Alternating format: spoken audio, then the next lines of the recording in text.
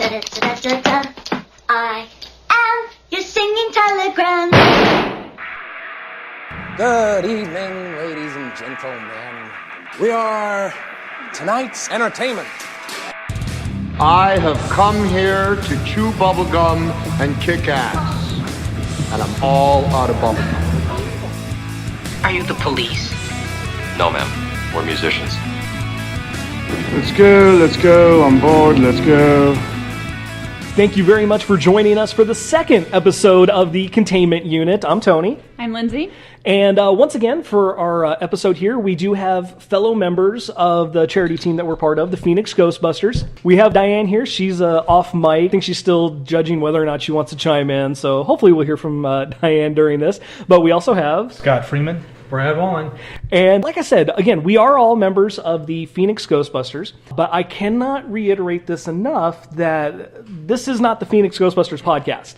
This is the Containment Unit. This is mine and Lindsay's, and our guests just happen to be members of the Phoenix Ghostbusters because we're proud to be part of this group. We have a lot of fun with this group. They're our friends and all fellow geeks, so we're definitely going to see a lot of members of the Phoenix Ghostbusters coming and going over the episodes for this.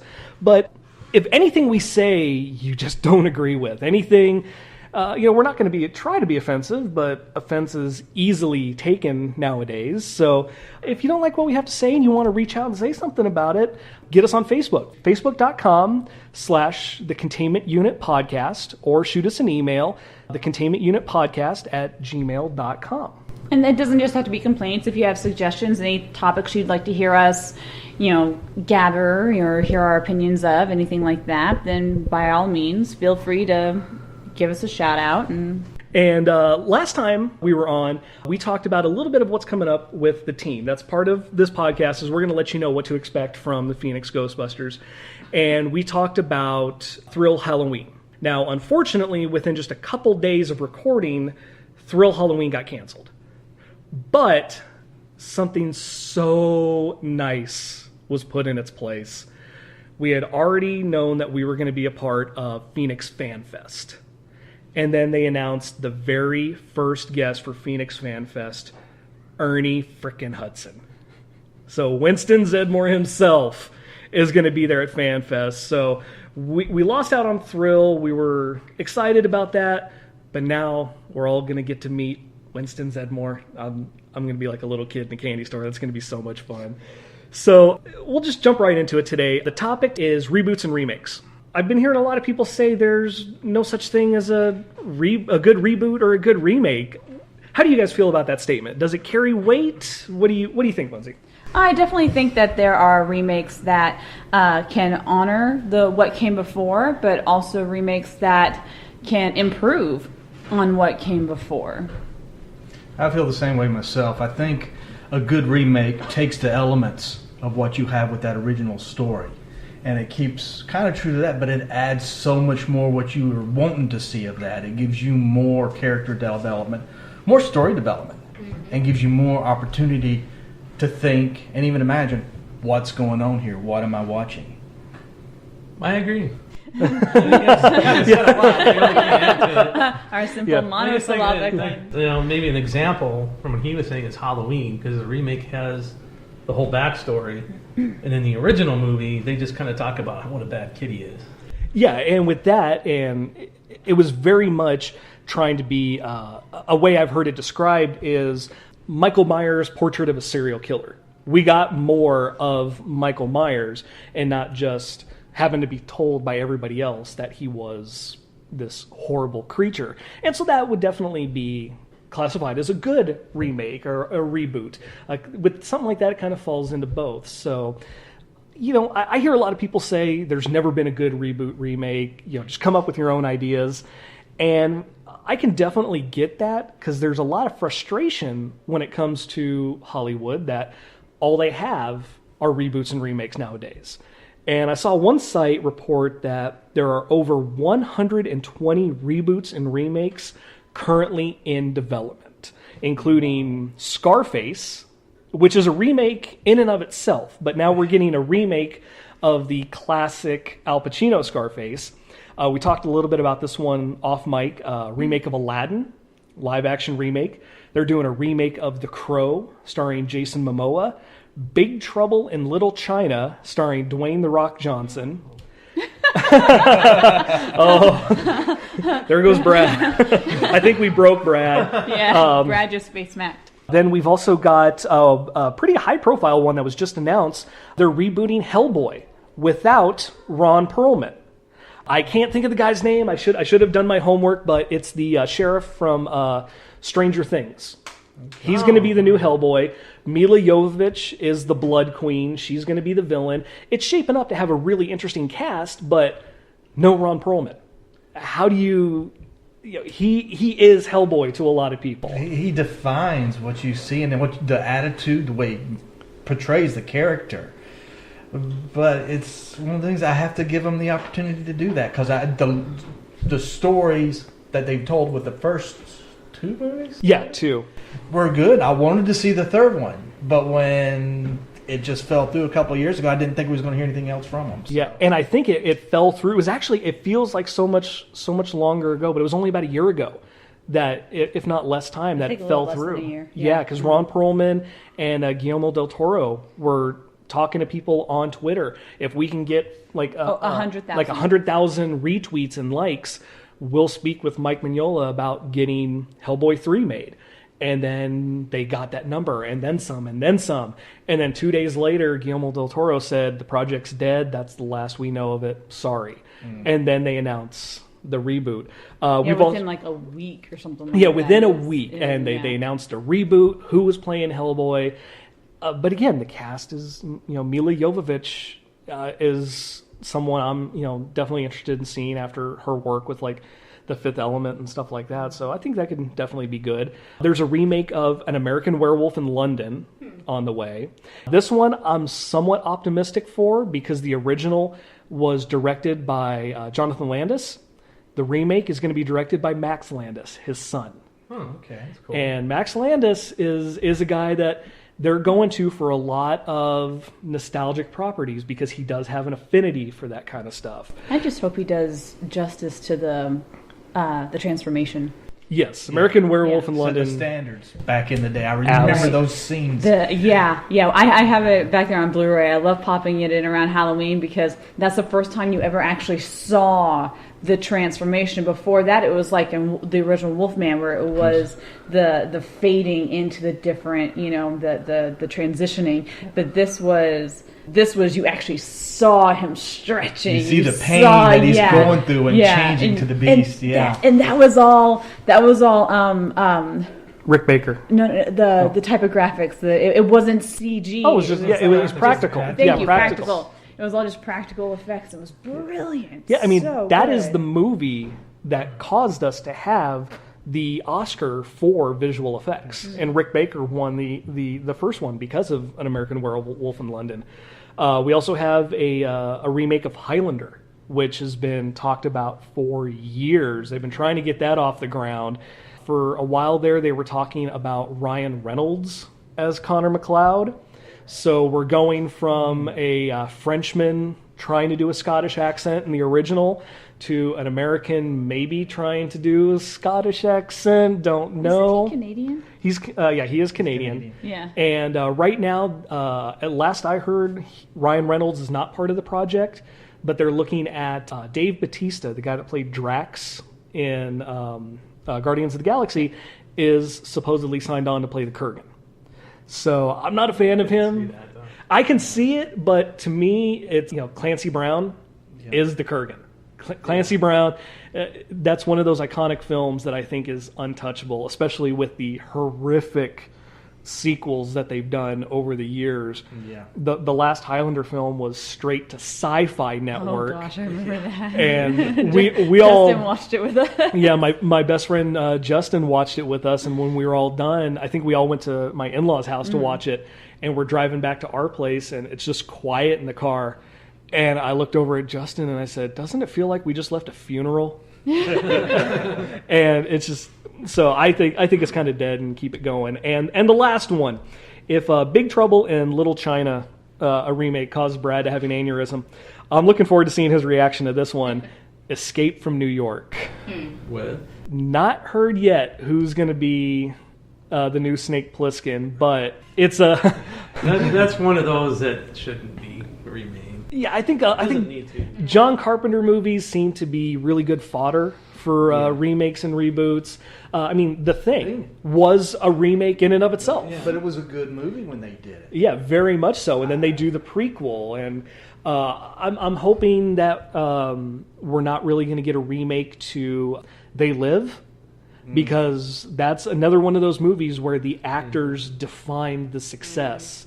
And Roddy Piper being gone, no one's going to be able to deliver the lines like he did. I've come here to chew bubblegum and kick ass, and I'm all out of bubblegum. No one's going to be able to do it. I was reading a few months ago that they're looking to redo Tremors. Yes, I have heard that one. I heard they've already signed Kevin Bacon on to do it. That was he started that series off there. That was, granted, it's evolved to something totally different. I think maybe 2 or 3 stars may still be in that series of movies. Yeah, but to reboot it and keep the bacon flavor to it. I love it. Oh, okay. I'm going to have to remember the bacon flavor, because there are so many movies that it's, the how many degrees of separation from Kevin Bacon. Let's just call it the bacon flavor. But the way he does the characters in any movie, he owns it. And you can appreciate the characters that he plays, from the Fright Night that he did. What was the horror movie that he did? He was in the original Fright Frighteners. No, he was Flatliners. That's the one that they just remade. There. And I appreciate him as an actor because of what he does and what he brings to him. Yeah, and just to not really throw out, it's nothing having to do with a reboot or remake, but if you're looking for a great Kevin Bacon movie that may have flown under the radar, Wild Things. And it's Kevin Bacon as actually one of the secondary characters, but it's Matt Dillon, Nev Campbell, and Denise Richards. So right there, those three, that it's not a movie about acting. But and I mean, let's be honest. The movie gets the attention that it does because of the sexuality involved with the movie. But you look at the secondary characters, like Kevin Bacon playing the detective that is looking into what Dylan and Nev Campbell and Denise Richards are doing. He's phenomenal. And then his twist at the end is, okay, I really wasn't expecting that. Then you've got Bill Murray.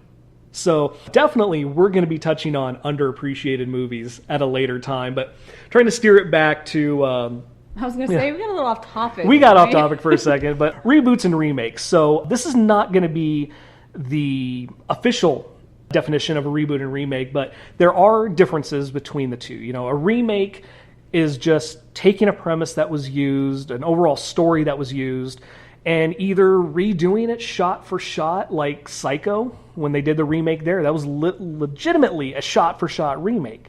Or you have some where they just take the basic idea, like, again, Scarface. Scarface is a completely different take on the gangster film from the 1930s, but it is still considered a remake. And then you got a reboot, which kind of more focuses on franchise films. And it's a film that doesn't necessarily remake anything that's already come. It can, and it has in the past, and we'll probably talk about one or two here coming up. But the big thing is, it ignores all the continuity that came before, takes these established characters, and starts a brand new story. So what I'd like to do now is we're just going to go ahead and start with some of our favorites, and we'll go around the room. I want everybody to name like one or two, and then just kind of why you like it and why you feel it is really a good remake or reboot. And I want to start with Scott for this one. Okay, I appreciate it. One of the ones back in the 80s when Little Shop of Horrors came out. I remember as a young kid seeing the original Little Shop of Horrors with Jack Nicholson, and it just it just really didn't settle well with me. But then here, I believe it was in the mid 80s, we see the movie come out, and Rick Moranis was in it, Bill Murray, I think Steve Martin was in it. Yeah. I mean, the cast is like, I've got to go see this, and it's like I go see this, and it's an awesome movie. Jim Henson doing Audrey, the whole. I'm not a guy who appreciates musicals. I don't. Again, that was an exceptional movie. I think that would qualify as a remake or What would you say that? That would definitely, for me, be a remake because it wasn't like an established franchise where it was like There 5 were or 6 multiple movies. or anything. And it was 1986. Yeah. I just looked it up, 86. And it just I went out of that movie. That was a good movie. I enjoyed it, and it's like to this day, if I find it, I will stop and I will just watch my rest of the way through it because it just holds you. It's entertaining and it holds you. And the soundtrack sticks with you, little shop. Oh yeah, Yeah. And I think what makes that movie such a great remake is that it's so damn good that you forget it's a remake. It completely overshadows the original to where you tell people Jack Nicholson was in Little Shop of Horrors, and they go, no, he wasn't. That was Bill Murray. That was Steve Martin. We're like, no. Black and White came out years prior. And yeah, everybody remembers Rick Moranis because it was iconic. And if you get a chance to see it on Blu-ray or DVD, take that opportunity, especially watch the alternate ending where Audrey takes over the world. That's all I'm gonna say. So, Brad, let's go with you. What's first first couple on your list? I'm gonna let Lindsay go first because I think I might take her number one. Oh, I think okay. we have the same number one. Beauty and the Beast? Oh no, I No. don't. I don't think we have the same number one, Brad. Okay, spoiler for Lindsay. Yeah, I know it's on our list. True Grit. Okay, definitely True Grit. And somebody, one of our friends, we were just kind of talking about this on Facebook, and one of my friends from Texas said that True Grit was one of his favorites, and I think my dad got a little ticked because he's a big John Wayne fan. So what about True Grit just kind of resonates with you as a remake? Well, it was close enough to the original the way in the order things happened to where they didn't like just forget about the original movie. They honored the original movie with it, I feel, and seeing the actor take John Wayne's part and made it his own and was really good at it. Yeah, Sure. For those that can't see us right now on the podcast, Jeff Bridges was Rooster Cogburn, Yeah. and I wanted to say Rooster McQueen for a second. I think I need some sleep, but Brad's in here wearing a shirt of the Dude. Dudes, yeah. But, He wore it because of what we're talking about today. but I felt they were more paying honor to the original movie than just saying, you know what, screw you fans for coming up with our own thing. So Yeah, especially the original with actors like Robert Duvall and John Wayne. Right. Some of those lines, people probably have heard the lines and not even realize it's from True Grit. That's bold talk for a one-eyed fat man, and fill your hand, you son of a bitch. You'll see these on montages, and I might even have to use one in the opening. I love just putting if you guys heard the first episode, I like to throw in just random movie quotes just in the opening music, just because that's the kind of thing we are, just random quotes, random references. But Lindsay, what's first on your list? As I said a little bit ago, Beauty and the Beast. I'm a huge Beauty and the Beast fanatic, and not just the Disney movie, just the fairy tale itself. And the Beauty and the Beast has got this long history ever since the 1700s of just being around, and then as film came into production, you start seeing these movie adaptations of it. And I feel like there had been so much in recent years with the Disney of people finding things wrong with the original Disney. It's Stockholm Syndrome. It's not Stockholm Syndrome. That I feel like this needed to address some of those things, and they did a really good job of adding things back in that are part of the original story, like Maurice, Belle's father, getting the rose, and that's why he gets captured, not because he came to stare at the beast, but because, like the original story, he took a rose. He stole from the beast, and the beast could not have that. And that's an excellent part of it.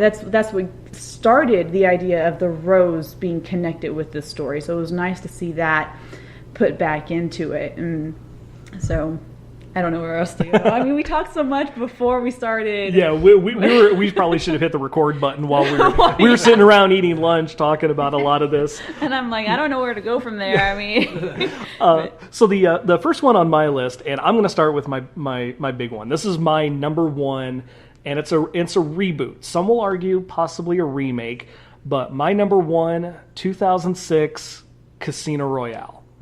And I'm a longtime Bond fan. And I was very much against it when I first heard about it because for me, the one that really just solidified my fandom because I saw it growing up, my dad watched a lot of it, was in I think it was 95, 96 when GoldenEye came out. And I was hooked. So Pierce Brosnan was Bond for me. And then they go ahead and say, you know what, you're a little too old, we're going to reboot it. And I'm sitting there saying, absolutely not. No, this man is living, breathing James Bond. And then they come up with Daniel Craig, and I was vaguely familiar with it, and then I started seeing trailers, and I'm like, okay, the trailers are really looking good. And then we saw it in the theater, and I think Lindsay had to pry me out of the seat when the credits rolled because I was stuck. I was floored. My jaw was in my lap from the opening black and white sequence to Chris Cornell's You Know My Name for the opening theme. There's not a bad point in the movie for me. It honors what came before. It doesn't kind of forget where Bond came from, but it starts from scratch and shows you how he became Bond. You know, why James Bond is 007 and why he is the #1 special agent for Her Majesty's Secret Service.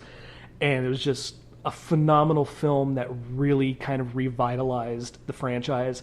And, you know, here we are, 10 years, 11 years later, and we're about to get the 5th film from Daniel Craig. And they've, with the exception of one of them, with Quantum of Solace, I think all of his films have been, top 10 Bond films. And what's really funny about your reaction when it was first announced as Daniel Craig for the new Bond was he also draws a single-cell comic strip.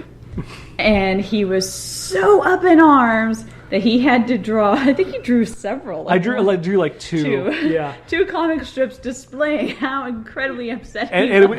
it was just like picket lines and people like doing what was it? Like a human chain in front of Pinewood Studios. Like whenever you go on a hunger strike and you chain yourself up to a building, it's I won't take it anymore. And then I see it and it's just kind of like, okay, he's Bond. He's now my favorite Bond. And then I started reading the books, and I just realized, okay, he is Bond. This is the first true interpretation of the literary character of Bond. So, so Casino Royale, that's definitely my favorite. Who wants to throw out their next one? Just have at it. Well, I am a huge fan of the 50s old classic scary movies. And it was such a thrill to see War of the Worlds come into play with Tom Cruise playing the main character. And the way he portrayed the character was so incredible to show the backstory of what really happened from the 50s movie and brought it to play into the early S time, because that was black and white, this was color now. And so it was really a great movie. I thought it was really great. I don't think a lot of people liked it much, but I thought it was really greatly picked. Yeah, I know in hindsight it hasn't really held on to audience appreciation, right. But it definitely was for nothing else, visually impressive. Yeah. It really made you, understand, I can see the world, coming to an end with this kind of an invasion. Yeah, and it kind of gave the backstory too, how the Martians or the people that came from outer space, died, and it was because of it was our Earth's atmosphere. It was attacking them with different, like the gases and stuff in the gases, air, yes. And the bacteria. The bacteria and stuff like They that. couldn't, Yeah, they didn't have the immunities and stuff that humans have to the stuff that's in the air. Right. Yeah. Mm-hmm. So that was a great one. And then of course The Shining. I love The Shining. Jack Nicholson did such a great job on the first one, and then Shelley Duvall did the second one, and it was really great. No, they were all in the same one together. Oh yeah, there was another one though. Yeah, and I keep forgetting it was one of the guys from that old TV show Wings, I think. And that's one that gets forgotten about. Yes. But he was in, I think he was in like season 2 of iZombie or something like that. I think so, yeah. And that is one that the people that have seen it really like it, Yes. but it just flew under the radar. It did. And if I remember correctly, it is a more faithful adaptation of the Stephen King story Yes. than Jack Nicholson's. Yeah. It was really great. I was going to say the next one that I particularly, and it's like I didn't put this on my list, but you know, the Mummy series. You know, Brandon Fraser. You know, you think of the Mummy. You know, think of the old story back then, the horror story back then, and to see the movie rebooted as an adventure series. Mm-hmm. Now, the other two movies, I like Brandon Fraser, but the first one. Yeah. Oh, yeah. It was a swashbuckling adventure flick. Right. That you take this whole horror, and it's like the elements of that old horror movie was there, but you just spin it, and you're concerned about the characters. He does an excellent job with the characters. Yeah. I really enjoyed that movie. You almost feel bad for these jerks Yeah. that the Mummy. You know, he takes, that one guy, he takes his eyes, He his eyes. takes his eyes and he's then like, takes his tongue. I really and- like to take your tongue and stuff like that. That sounds really bad. But And it's like, it makes me think back, and at some point I will go back and watch the original Mummy just so I can just compare it to what they evolved it into. Right. Because you just don't think of an old horror movie going into an adventure flick. yeah. But it was. And it's like, I think they did an awesome job with that one right there. And that was a film where seeing something like that makes me miss Brendan Fraser. Because he Exactly. was a really good actor, didn't really get his due for a while, faded out. And then we have a new reboot of The Mummy out in theaters with Tom Cruise. And I've heard it was horrible. and leave it to Tom Cruise to make us all miss Brendan Fraser even more and realize, wow, that the Brendan Fraser film was hokey, but it's a masterpiece compared to what we got now. And I haven't seen the new one yet. I'm going to. I'm really disappointed that it bombed because of who plays the Mummy. Right. Sofia Boutella from Kingsman and the most recent Star Trek film. I've liked what I've seen her in, and when I found out she was the Mummy, I was excited. And then they're like, it's going to be a Tom Cruise movie. And I'm like, all right, let's go Redbox. Brad, what do you got for your next film? Well, this one wasn't on the list because I made my list early in the week. And we'll just get it out of the way now. So it's It just came out Thursday, okay. the new one. It just came out. I won't spoil anything, even though it's been around forever. I told him beforehand. I was like, now say spoiler alert. He's like, it's an old movie. Yeah. What can I spoil? So There's a clown. Don't tell us about the red balloons either. No. In the TV show, originally came out in the 90s as a 3-hour TV special. Those balloons were yellow. The movie made me go get the DVD or the Blu-ray for the 90s TV show because I wanted to see the difference. And Now, the 90s TV show, was that the one with Jonathan Brandis? Yes. in it? Yeah. Tim Curry? Yeah. Jonathan Brandis played the younger version of the adult main, character. Yeah. And Seth Green was in that. Yes. One of the kids. And John Ritter. And there's everybody's in there. But in the 90s one, it starts out they're adults. Mm-hmm. And one of the kids stayed in town as a librarian, and he's calling them all saying, "Hey, it's back. You got to come back to town." In the movie, I'll do this as a spoiler, but it's not going to ruin the movie. It's going to be 2 movies. Oh, 'Cause yeah. The first movie is just them as kids, and at the end it says in chapter 1. Oh, It's interesting. chapter 2 after they grow up. Interesting, yeah. But Pennywise is in this version about 800% more than Tim Curry was in the 90s because he's in it for maybe 5 minutes total. But yeah, Pennywise is like the central, character in this, and he is nasty. See, I'm excited to really see it just scary. because of who plays Pennywise. Yeah, he is really good. Yeah, he's a Skarsgård.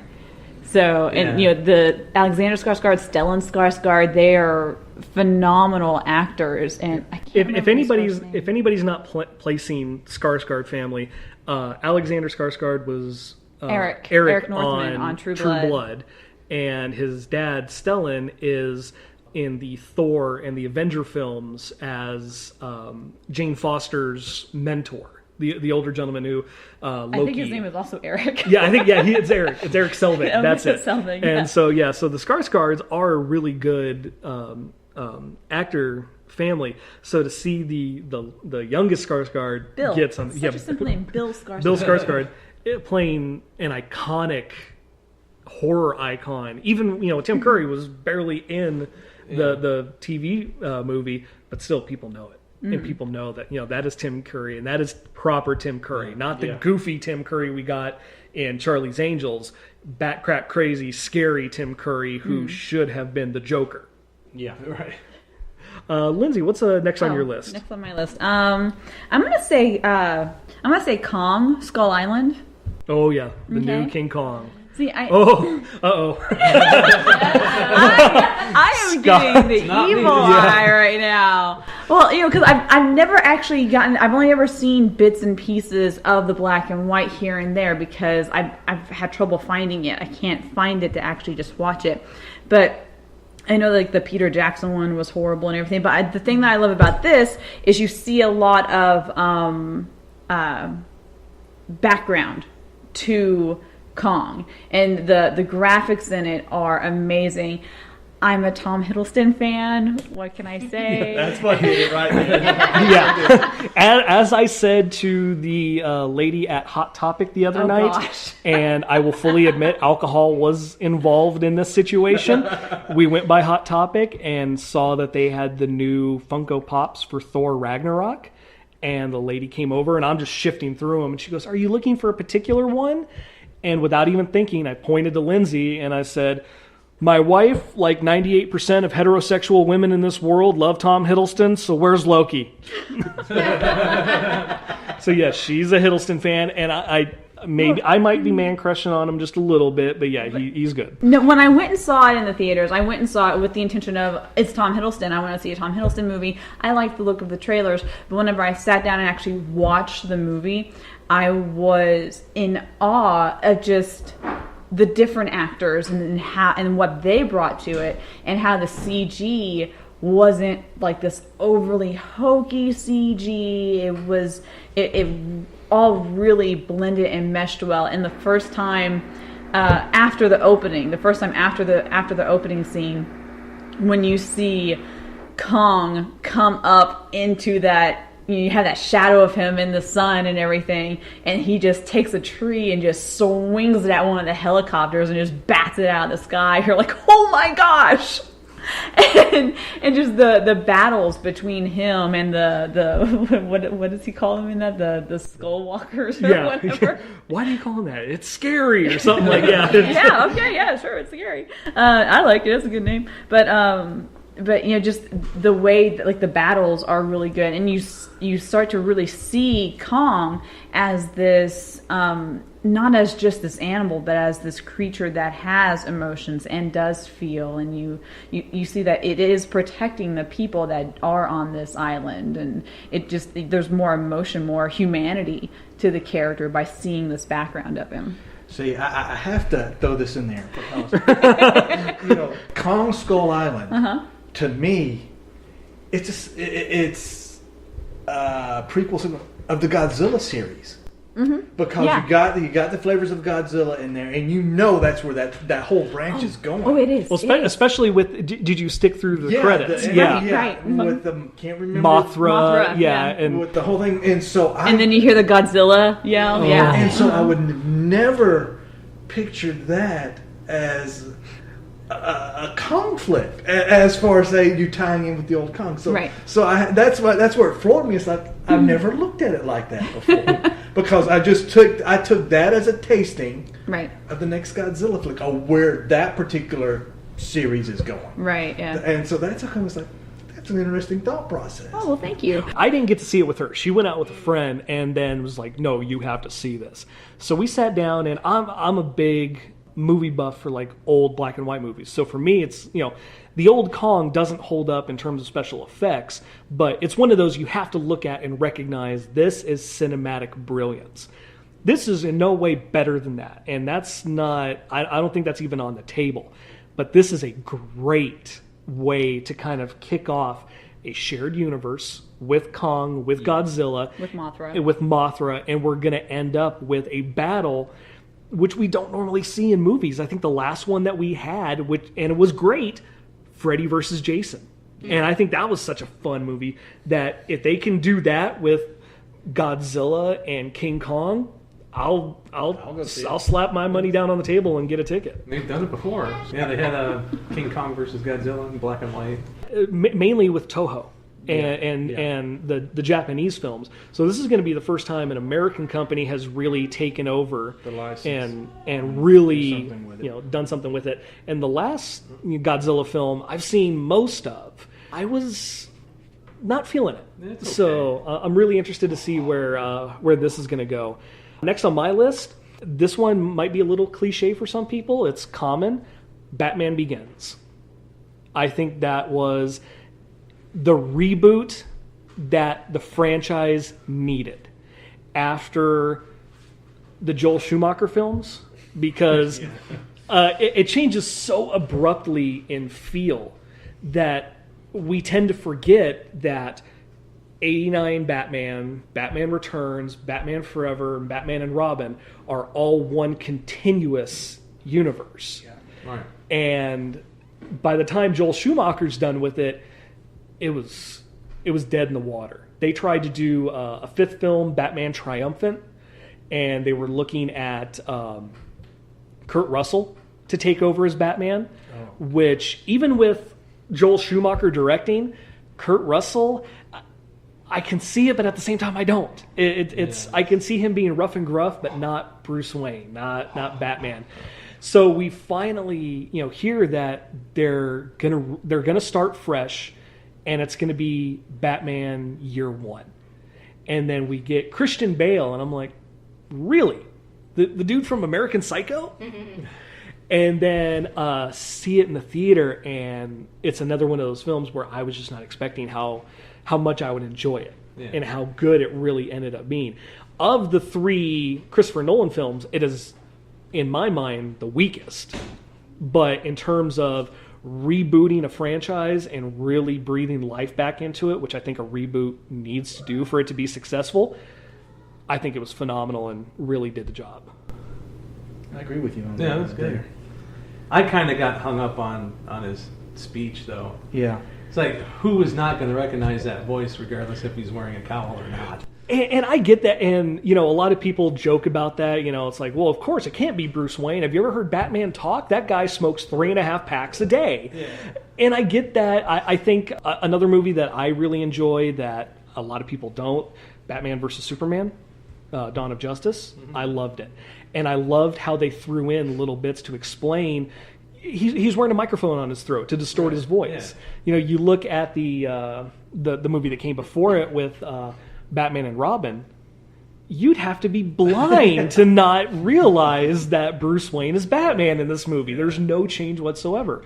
So it was definitely a different take. It was a more realistic take, and it was a Batman that explained where everything came from, and I think did a really good job with it. But by the time they were done with it, we needed to go back to a little bit more comic book and a little bit more fantastic. Yeah. What I liked about it is Batman knew that he just should stay out of the way during the boss fight. He's just jumping around being a distraction because, there's no way Batman's going to be able to take that on. Even with Superman and Wonder Woman helping him out. So he pretty much stayed out of the way and just threw, a couple of batarangs at him to distract the guy. And that, to me, made sense. Yeah. It was more true to the character because he really doesn't have any powers or anything. Yeah, he's strategic. And I think that was something that I felt was very lacking with the Batman Begins universe, is that he wasn't really the detective. Right. They tried to throw it in, but I could forgive that with overall the story they gave us, and finally somebody that really plays up the differences between Bruce Wayne and Batman and shows that Bruce Wayne is more of a mask and a put-on persona than Batman is. Everyone else, Batman was a persona. This one, this one, it's really how it should be. So, Diane, you got one? You want to chime in?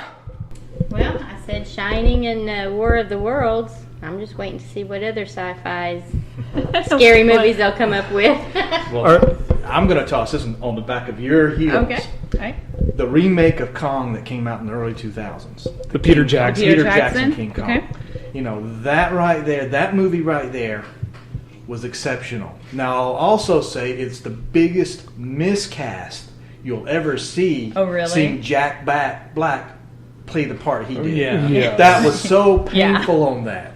Yeah. But between the special effects that was in there, the story, and oh my God, that gully scene where they fell in the gully and the bugs came out. That is nightmare fodder. You know, I'm telling you now. Right. And for anybody who has not seen the movie, it's 25 minutes of the most vile, disgusting bugs you could think about. For me, the biggest nightmare-inducing moment of that film was the part where Kong goes ice skating. I thought that was horrible, and that's where it lost me. And but with the part you're describing, definitely when they're on the island, it is fantastic. As soon as they leave the island, that's where the movie kind of loses it for me. You know, but that movie right there, I mean, I look at you look at the '77 Kong, and then you look all in retrospect, they all kept, in my opinion, true to the story. They gave you what you wanted to see, and you appreciated the character of Kong and the environment. I mean, I love the CG of the T-Rexes, the fight scene there. That got a little long, though. That did get a little long. It did, but there's one part in that whole fight that makes me forgive it. And when he's fighting the T-Rex is where he grabs the T-Rex by the jaws and rips it open. And I was just like, okay, you got me back in. It was getting a little mundane, but needless violence, I'm back. And see, going off the Kong. And they do that in Kong, yeah. And going off the Kong that came out last year. Yeah. Last year is like, it's almost like two different entities, two different stories. It's like, sure, they're supposed to be the same character, but I don't get that character feel from the stories from the '77, the early ones at 90, to that Kong that we saw. He's more organic in the new one. Yeah. Now, speaking of Kong, I want to just take a quick 2 or 3 minute side trip here. Does anybody remember Kong Lives? Yeah. It was a sequel to the '70s remake that is one of the most atrocious things ever. And instead of Kong dying at the end, because at the end of the remake, Kong's laying there dead, it's kind of like Princess Bride. He's mostly dead. And they transport him, and this sounds like I'm stoned just coming up with a random idea, but no, this is an actual movie. They transport him to a medical facility and give him a heart transplant with this Buick-sized artificial heart. And then, I forget what happens, like the catalyst for it, but then they find out that Kong had a wife back on the island, so they go track her down.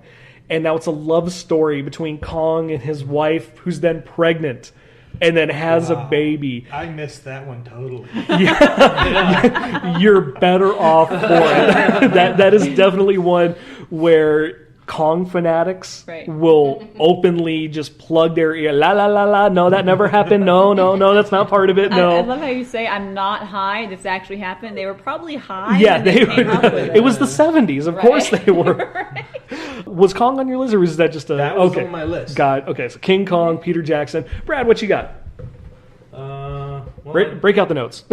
Yeah. So, The Fly, 1986. Oh, Love The Fly. I tried to find it at the store. I couldn't find it to watch it again before coming in because it's been years since I've seen it. But yeah, the special effects are just amazing. That's the one with Jeff Goldblum. Yes. Yeah. Jeff Goldblum, Gina Davis, and the movie that I will tell you right now. Don't make the mistake I did the first time I watched it as a teenager.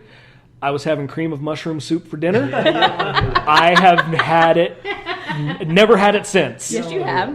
Well, like and other things, but as just cream of mushroom soup, no. Yeah. That is just the effects. The whole thing is just unnerving, and that's what makes it great. Yes, it's definitely you take a classic that everybody quotes. Help me. And then you make something that just is iconic for the '80s, and like I shudder when I think about it. Just you guys got it. Would that be something that made Jeff Goldblum's career, or was it something where it was already made and that's what that's what made his career? Yeah. Yeah, remember I had heard of him before that came out. Right. But I think that's the movie that really got him noticed. Yeah. Right. Yeah, he definitely got the attention. I mean, it's not like Jeff Goldblum's ever going to do an interview and, well, what movie really catapulted your career? Well, I did Earth Girls Are Easy with Gina Davis and Jim Carrey and Damon Wayans. I love that movie. That movie's a lot of fun. That movie's a cult Grab a classic. movie with Gina Davis in it, Well, and she's in The Fly as I know. well. And,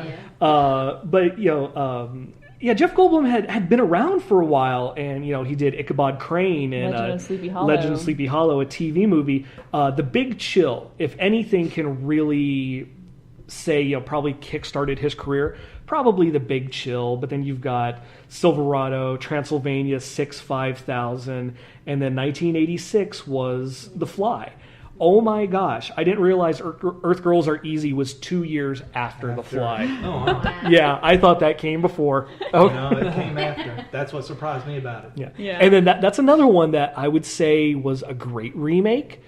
Just like the 70s, King Kong that we just talked about, that was absolutely ruined by a needless sequel. Mm-hmm. Yeah. And then they did Eric Stoltz, who was the original Marty Fly McFly. 2. They They did Fly 2, and it killed every bit of momentum that the first Fly made.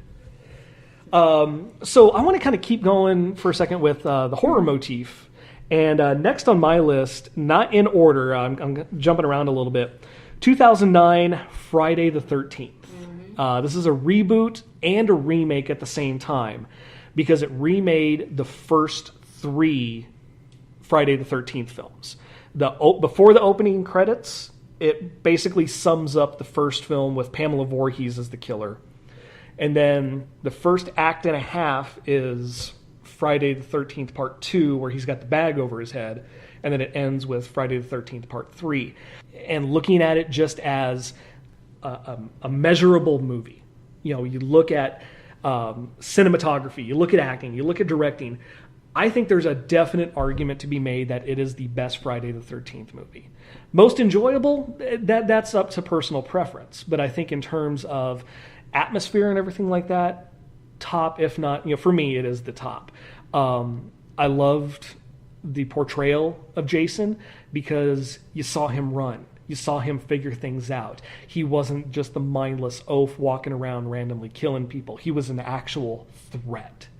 And I do find the irony that he kills the first group of kids in the opening scene because they're taking his weed. If you really look at it, that's what he's doing. The whole point of them being in the woods is they found where a whole patch of weed was.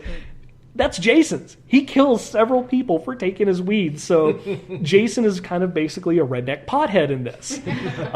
And they said when they were making it, they wanted it to be very organic, and they wanted him to feel like a territorial hunter.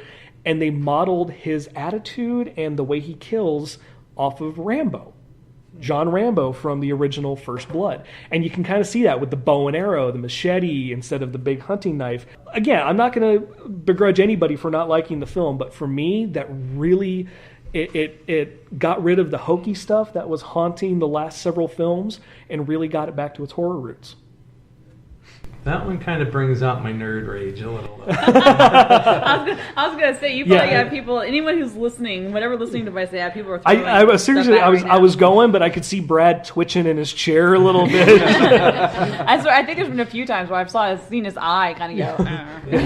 Twitch. So when I found out about it, I was like, oh, that's cool, because that's like my favorite horror movie of all time. Mm-hmm. It gave me nightmares.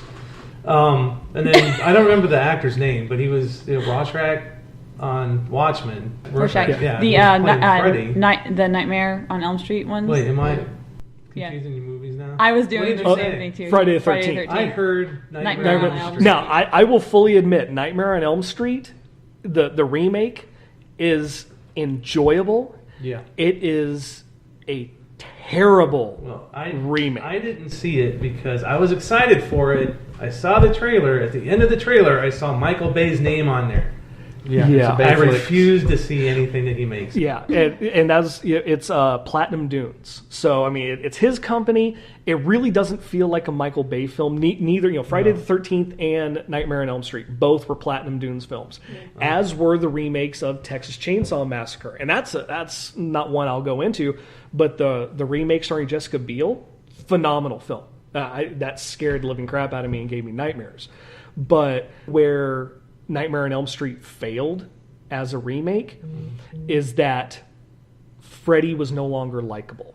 And they really wanted Freddy to be back to his horror roots. So that's why he didn't joke around. The problem is they went too far back and went with the original premise of Freddy, where in the original films, Robert Englund's Freddy was just a child killer. In this, he was a child molester. And that was what they wanted to do with the original film, but they decided not to because there was a rash of molestations in the news for LA, and they didn't want to feel like they were making light of that. So he was just a child killer, which is horrific. Not saying that it's not. He's just a child killer. He's not, there was a disconnect that when he was just a child killer, he could be joking and you could still like him. You could still root for Freddy. There was a charm. Yeah, there was a charm. He was a cold-blooded killer, but there was that charm. And you find that a lot with killers in movies, that they're cold-blooded killers, but there's a charm to them because they're enjoying what they're doing. And so. But when they made Freddy the child molester that he was supposed to be, that's when Freddy was uncomfortable. And you couldn't root for him. And I think the effects they did for the new Freddy was fantastic. I think the look and everything was spot on. The cast, not so much. That one part that freaks me out in that movie. Which one? That one character that's standing in the body bag. She opens her mouth and the blood just starts to come out. Yeah. It was just it was a poor execution. But there's one scene in that remake that I think is better than a lot of the stuff that we had in the originals. And it's where he kills the boyfriend in the jail cell. And the boyfriend's laying there bleeding out, and then they go back to the dream world. And he's still alive there. And Freddy tells him, did you know that when the heart stops beating, the brain keeps going for 7 minutes? We have 6 minutes left to play. And it's just, I'm like, okay, yes. Everything else, not so much. That, yes. So... so which one were you talking about originally? Friday the 13th. No, okay, I did see that and I did like it. So yeah, so definitely good. Yeah, I don't hate you anymore. There's some movies I'll acknowledge that that I enjoyed aspects of them, but I'll totally admit they're horrible films. Nightmare on Elm Street, definitely one of them. Scott or Brad, Diane, who's got another one they want to bring up? Oh, I wanted to bring up one really. I was tending to children, so I didn't get to put one in yet. Oh, I'm sorry. That's right. I'm gonna do the Wolfman, because and this is one of those cases where I'm gonna say that the remake is not better than the original, because the original has this je ne sais quoi to it that you really can't match, right? Whereas the remake, it relies a lot on the special effects and a little less on the characterization, I think, of the individual characters. But it's still a very enjoyable movie, and there are moments to it that they could not have done back when the black and white was done, back when Lon Chaney Jr. Lon Chaney Jr. Yeah, thank you. I always get the names backwards. You know how I am with names. But back when Lon Chaney Jr. did it, and there are just things that they couldn't do, and they had to wait till those graphics were upgraded to the point where they are now, or were at that time, to be able to do it. And one of those scenes, one of my favorite scenes in the remake, is that scene where he's in an asylum because he's telling them, I'm a werewolf, you gotta lock me away because I'll kill everybody. And so what they do is they put him in a room, and they have him restrained, and they put him in a room with all these other doctors in this asylum saying, this patient thinks he's a werewolf. So here we are on the night of the full moon, and we're going to show him he is not a werewolf. And the main doctor who's presenting him has his back turned to I can't think of the main character's name. Benicio del Toro, or the character Larry Talbot. Yeah. my brain's going too fast to get to my mouth. So he's got his back turned to Larry Talbot, and then you see the moon go up into the window, a full moon, and he starts changing. And you see all the other doctors, they're seeing him start to change, and they're starting to freak out. And that one doctor is still trying to talk. He's still trying to talk. And then finally he turns around and he sees, and he's like, at this point, breaking out of the restraints. And all these other doctors, they're trying to climb over each other to get out. And then the Wolfman just breaks loose and just tears them all to pieces. I hate to say it, but it's hilarious. And just like they all just trying to get out. And then there's another scene which is really good, and it's his favorite. Yeah, I think we talked about this a little bit on the last episode. Did we? Yeah, a little bit. But go ahead, you talk about it. But it's during the final fight, and where it's werewolf versus werewolf, but Larry Talbot hasn't turned yet. And he gets thrown over a table, and then he turns behind the table. Piano. Or behind the piano. Mm-hmm. And you hear him change, and then it's just zooming in on the piano or the counter, whatever it's in front of him, and you just see this massive claw come down. Yeah, it's the piano, because whenever his claw comes down, you hear all the keys, and you hear the piano make noise. And that was just one of those effects that was, damn. Okay, it's on. Now, this fight's on now. At the time, the CGI was brilliant. It does not hold up to modern standards because there's been so much improvement just over the past few years that it doesn't hold up. It doesn't, especially not like, say, American Werewolf in London with the practical effects that are used there. But it's still just different aspects that they put into Wolfman. Not as good as the original, but still very enjoyable, and I don't think gets enough credit. So. Yeah, I think that the same can be said for a lot of those Universal Monster remakes that are done kind of in the similar style as Wolfman. You've got Bram Stoker's Dracula and Mary Shelley's Frankenstein. I don't think the argument can be made that they're superior, but definitely enjoyable, and they do have their moments where they kind of do their own thing, and it's well worth watching. It helps them set apart so that they may be remakes to what came before. They may be remakes, but they also have their own individuality that gives them their own separate set of enjoyability. Definitely. So real quick, I want to go around one more time on some of our favorites, and then I've got a couple questions for you guys about the nature of remakes and reboots and what you guys think there. So anybody have another film or two they want to bring up? Kind of on the same term, The Blob. I was thinking of that too. That was, Steve McQueen back in the early 60s, late 50s? He did the original. Yeah. And it's like, both of them, the 50s as well as this, same premise and the same execution of the story.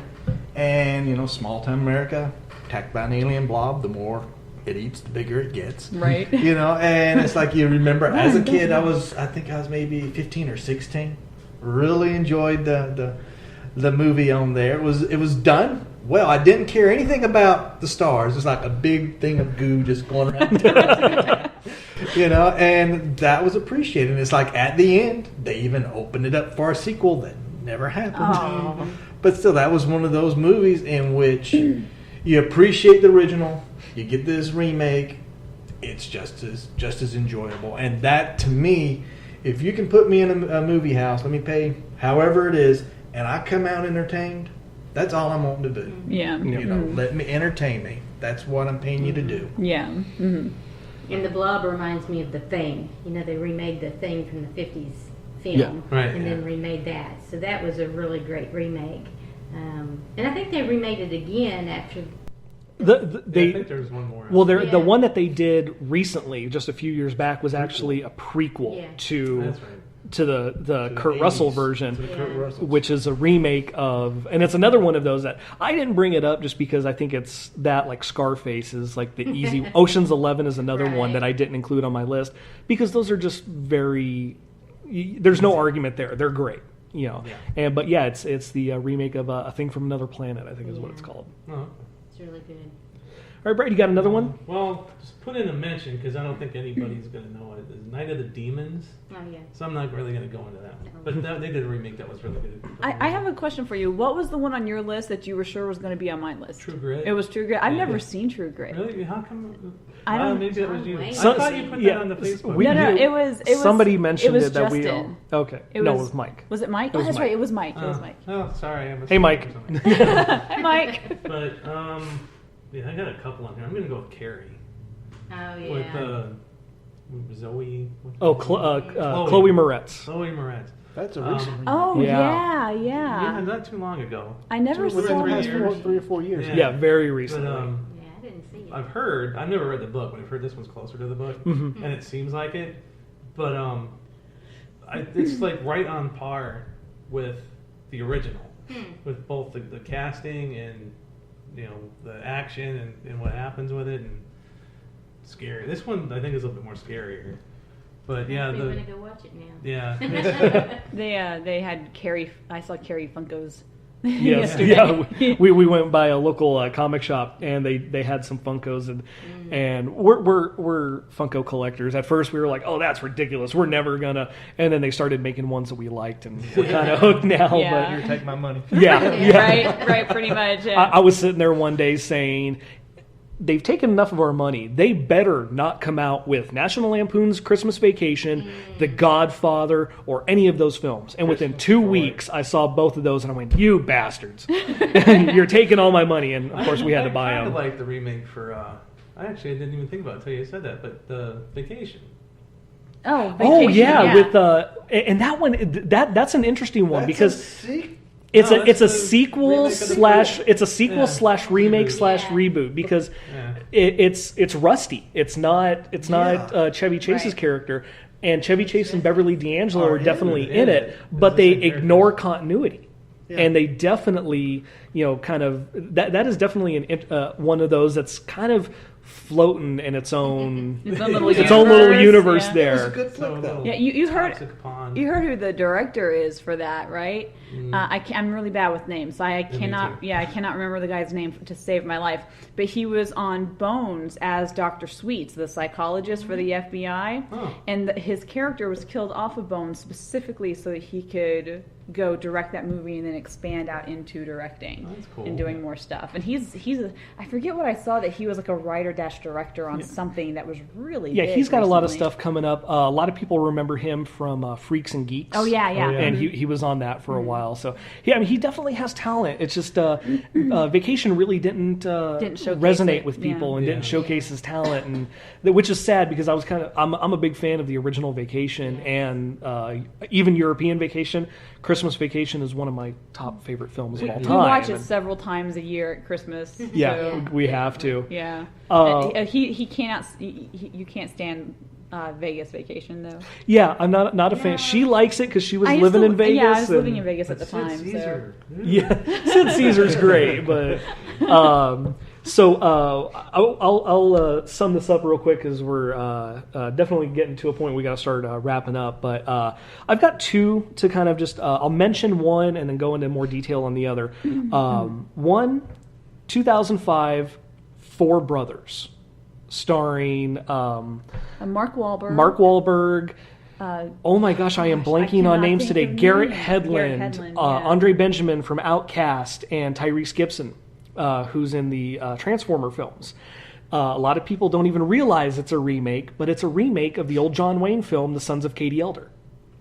And it's about four adopted brothers, who their mother is killed in a gang shooting, and they come back to bury her, and then they quickly realize she wasn't an innocent bystander, she was a target. Like, it was specifically a hit on her. Yeah, it was a hit. And it really flows with the Sons of Katie Elder idea, where the brothers come back to get revenge on the death of their mother.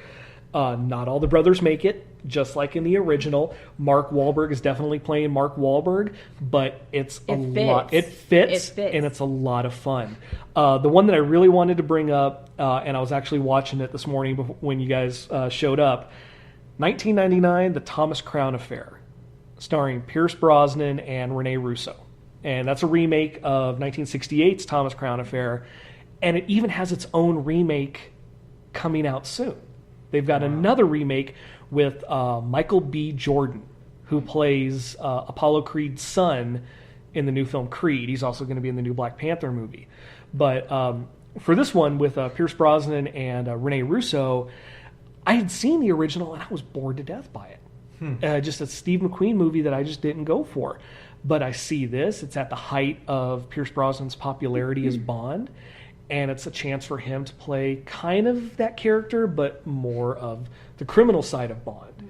And then you got Rene Russo, who just a few years prior was told that she was too old to play the love interest of Val Kilmer in Batman Forever. She's a couple years older than Val Kilmer. She was signed on to play Dr. Chase Meridian when Michael Keaton was still attached. Then he drops out, they bring in Val Kilmer, and they said, you're a few years older than him, you're too old. So then they fire her and bring in Nicole Kidman, who's like 8 years younger than Val Kilmer. The offset of ages in cinematic couples has always bugged me. So I really liked this where at the time of filming, I think Brosnan was like 44, 45. She was 43, 44. So very close in ages. It's really a love story when you look at it. And here's this actress who was told she was too old to play someone's love interest, and when the year came out, everyone was just drooling over her and Pierce Brosnan, and it was such a seductive story. It was such an intense story. It was about an art heist, but when it came down to it, it's a love story between them. And the soundtrack is amazing. It is just overall one of those enjoyable films that you put it on, and from the first scene, if you're not enjoying yourself, just turn it off. Because that first scene will get you and keep you that whole way through. Right, Lindsay, you got another one? Well, the only other one that I had on my list was Fright Night, and I've never seen the original. I want to. I did. It was on Netflix for a while, and I never took the opportunity to see it. And now I can't find it anywhere. We'll have to buy it. Yeah, we'll have to buy it. But I loved the remake, and that the remake makes me want to see the original, and because David Tennant in that, he's hysterical. You see this serious comedic side to him, which, in Doctor Who, he's just a very goofy doctor. But this is, that you see that real seriousness, this haunting from his past and everything. And then playing kind of a Chris Angel style stage magician. Right. And then you have Anton Yelchin. So this movie makes me sad now because of Anton Yelchin. And then you have Colin Farrell playing the vampire. And so often in vampire movies, you see vampires are either portrayed as being grotesque, Nosferatu-like, kind of like, Nosferatu or like Salem's Lot. And then, or you see them being overly sexualized, and there's a little bit of, like in Bram Stoker's Dracula, you see a little bit of him being the monster and a little bit of him being sexualized, but this was, he is just overly, he's like very sexualized, he's highly attractive, but then when he transforms, you're like, oh my god, run. He's scary as hell, and they do a really good job of making him, I'm trying to think of, the best way I can think of is like how in True Blood they wanted to give that real nature effect, so the fangs are always there, they just click down like snake fangs, and this makes me think of that like a Venus flytrap in the terms of Fright Night, where he's this beautiful creature that is made beautiful to draw in its prey, and then the moment it's drawn in, the real visage comes out and he attacks, and you see what's really there. And I thought it was a brilliant way of really taking that nature aspect into what a vampire is and everything. So all right, so before we move on, Diane, Scott, Brad, you guys got any other movies you want to bring up? I'm good with what I've just I'm good. I like that she brought up Fright Night, because Fright Night was one of my favorite movies in 1985, so I'm glad that they remade it. Yeah, Fright Night is one of those films that when you kind of tell horror fans, I've never seen the original. What?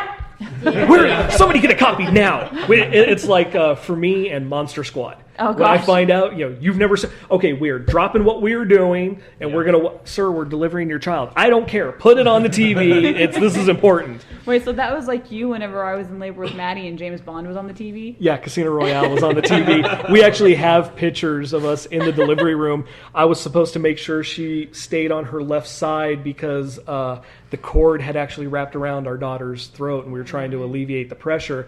And there's actually a picture online of me sitting in the chair watching Casino Royale with my foot in her lower back, propping her up, just to make sure that everything was fine and I could still see the TV. But what I wanted to do now is ask you a few questions about the nature of reboots and remakes. And the very first question that I hear a lot of people debate on, can you truly judge a reboot or a remake on its own merits and not compare it to its predecessors? That's a tough one right there, because you're looking at something that's already been established, and you've already got an opinion drawn before you go into the door. So your expectation is set. Ideally, you want to say you're going in there with an open mind. I'm not going to think, but still, it's like You're not. You're not. What if Darth Vader's wearing a silver? Just whatever it is, you've got that expectation. Yeah. So I would say you can't do it. You've got what you want to see, and you're going to compare it. So I don't think you can. And since you bring up Darth Vader, this is probably one reason why the prequels to the original trilogy are just kind of like you want to. I'm sorry, I can't talk. That's why they're Twitch-inducing for a lot of Star Wars fans. The reason why people don't really have fond memories of the prequels is because they went in with an expectation based on what the originals, stuff like that, and it's just how can you? And then they had it wasn't that puppet, that new puppet that they later went through and changed out for Yoda. Yeah. That they was later originally a puppet. And they CG'd him out because the puppet was terrible. He was always originally a puppet, but the puppet that they had for Phantom Menace was terrible, and so you just mess with people's expectations, and so I mean, when it comes to a reboot or a remake, its very existence is dependent on what came beforehand. If what came before didn't strike a chord with people, this new film wouldn't exist. There'd be no reason for it. So I know a lot of people that go in saying, I go in and I judge a movie on its own merits. Okay, I believe that you believe that. I don't think that's necessarily possible. I think subconsciously you're going in there and still comparing it, whether the film actively reminds you of what came before or not. Because there's a lot of films that just go in and do their own thing, and it just happens to be related to this. Then there's movies where, like Fright Night, had a few reminders of what came before with like little things on the TV, or Chris Sarandon, who played the original vampire, plays, he's just a cameo and he's a victim on the highway. So they do little things like that. And then there's other reboots where it's like, and other remakes, every 5 minutes, another reference. Another line comes up. It's like clockwork. Every few minutes, boom, here's another thing to remind you of what came before. And then but no, we want you to judge this on its own merits. Well, you're not giving us a chance to, because all you're doing is reminding us of what came before. Well, it's like, go ahead, Brad. I was going to say, two of the big sci-fi ones did the same thing, made by the same guy. The first Star Trek reboot was a nostalgia movie. It had its own story, but every character got out their quote during the movie, and then damn it, Jim, Star Wars that's the big complaint. It was just a nostalgia movie. They didn't need the Falcon a lot of people saying Force Awakens is just a rehash of A New Hope. Which I really didn't think so, but they say the same thing with the Star Trek. The first Star Trek reboot was the first Star Wars movie. Because it kind of like they're in the bar pretty much at the same time. Well, the movie and J.J. Abrams, who did it, he even said he's a Star Wars fan. He's not a Star Trek fan. So it makes sense that there would be some hints to Star Wars in that. Well, a lot of people say that Star Trek and Star Trek Into Darkness was J.J. Abrams' audition reel for Star Wars and The Force Awakens. And you go onto a lot of Star Trek fan pages, and they say, you know, how do you react when somebody tells you they're not a fan of Star Trek?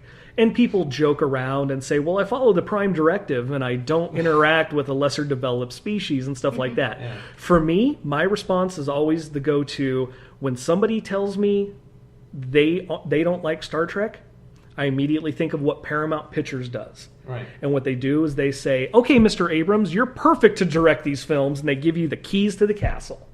Because it's very clear. And we actually talked about this a little bit, Scott and I, before Brad showed up today, that Star Trek is another one of those. It's kind of weird. It's a reboot, but not. It's definitely starting something in its own direction, but it's also a sequel with time travel elements because it opens in a time that is after everything we've seen before with the previous shows, the previous movies, and everything, which is why we have old Spock. And so it turns out there's a reason for it. Yeah. Legal reason. Well, Viacom bought CBS in '96, which I remember because they immediately went on the internet and put cease and desist orders on all fan sites. Well, Viacom then bought Paramount.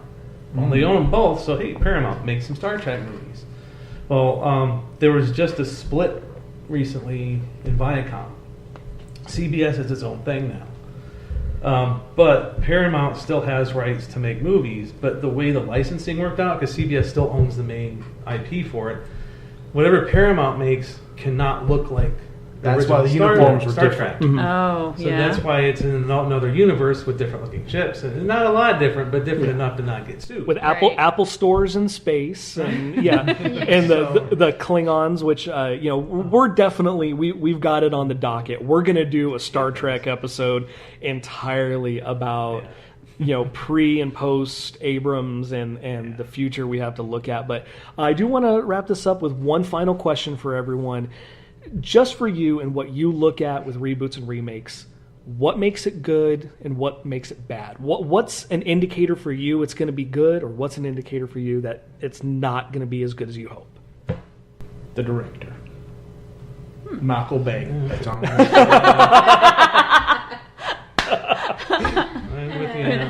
For those who can't see what's going on, that was a high five between Scott and Brad. That's a tough question because I'm part of what people would consider the problem with movies is I go in expecting them to be bad. Oh, really? I go in with low expectations. That way I don't feel like I wasted my money. And I find that's whenever I hear someone talking up a movie, oh, this movie was so great, you've got to go see it. A friend of mine did that with me with Kill Bill. She was like, Kill Bill is the best movie ever. You've got to see it. They're the best, the best ones. And she actually made me come to her house for a sleepover. So that she could show me both of them back to back, and we stayed up until just before the sun rose, I think, watching them. And then she says to me afterwards, "What'd you think?" I go, "It was all right." And she goes, "Oh, right!" Like she was so upset with me that I didn't think it was the best thing in the world. And you're not friends anymore. I know. And that's just something that I found is like whenever someone builds up an idea of a movie in my head, I go into it. Like I went into Beauty and the Beast earlier this year with a low expectation of it, because I'm like, it came out in March. It's not coming out during a sweeps period, so that tells me that they don't have high expectations for it. And I went in thinking, how can you really do better than the 91 animated and everything? So I went in expecting to just kind of like it just because Beauty and the Beast, but not really be blown away by it. And I found that I loved the things that they did with it. So. And now we're sitting here with our fingers crossed, hoping come February when they start announcing Oscar nominations that maybe it'll get one for Best Original Song. Forevermore. Yeah. Mm-hmm. But to real quick finish up. I'm so sorry. That's fine. What will prevent me from seeing a movie, which we've kind of gone over. I saw Michael Bay's name on there, so if I see that and if it's a remake, I don't want to was it Point Break they just read? Yes. I didn't see. I don't know if he did it, but it seems like something he would do. The trailer it was so different. It was snow skiing instead of surfing, but that's another thing. If it's really different from the original, like with Godzilla, that first American Godzilla, where he looked like a lizard. I mean, the Matthew Broderick. It looked like what you would think a radioactive lizard would look like, but it wasn't Godzilla. Yeah. So I didn't go see it for that. But Did you ever see what the Japanese did for that? Oh yeah. The Japanese actually made their own Godzilla film after that, which, I mean, it's theirs. It's Toho. Yeah. They did that, and like I think it was in the opening credits, had their proper prime Godzilla wipe the floor with one that looked like the American Godzilla from the '99 film, and just like beat him like that, and then just tossed him away like, all right, we're done with that now. Funny. You know, I think when I look at a reboot or remake, I want to see how close to the original story is it, and what kind of changes did they make? Was it for the better, or was it for the worst? And then judge it from there. If it's great, The Shining, you know, War of the Worlds, the one that you spoke of, Which one, Fright Night? Mm-hmm. You know, how close to the original storyline did they stay?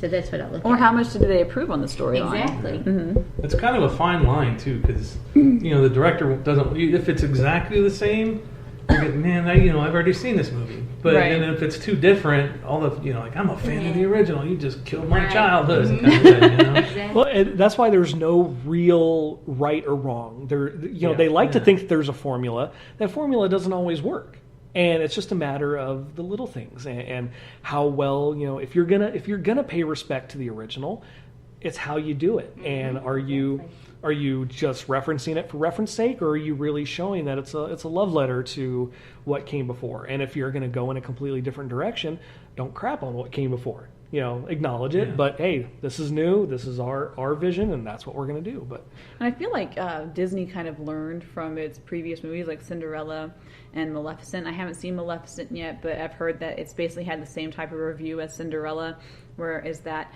it's a good story, but they don't pay enough attention to the originals with it. It just really, it goes into a different direction and is a different story. And then with Beauty and the Beast, they stayed really, really true to the original story while giving it a new set of flair and adding extra little bits in and fixing continuity errors and things like that. yeah, and now I think Disney has gotten a little too big for their britches.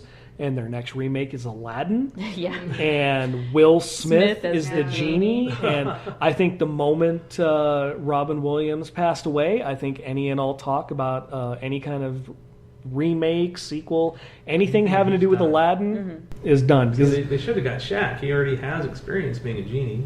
So. Oh. Ouch. Ouch. On that note, I've got a nosebleed, and I think we're going to go ahead and wrap it up. But I want to thank everyone for coming out. The second episode of the Containment Unit, and this was just enjoyable for me, start to finish. So, Brad, Scott, Diane, thank you so much for being out here, and we're definitely going to have you guys back for some of our future topics. And if you guys have any suggestions for future topics, again, hit us up on Facebook, facebook.com/The Containment Unit Podcast. Make sure you add podcast at the end there, because I didn't find out until recently. Apparently there's a Canadian indie band called The Containment Unit. And you can shoot us an email at thecontainmentunitpodcast@gmail.com. But again, guys, thank you so much for being out here. Thank you, Thank you. Thank you, sir. Well, that wasn't such a chore, now was it?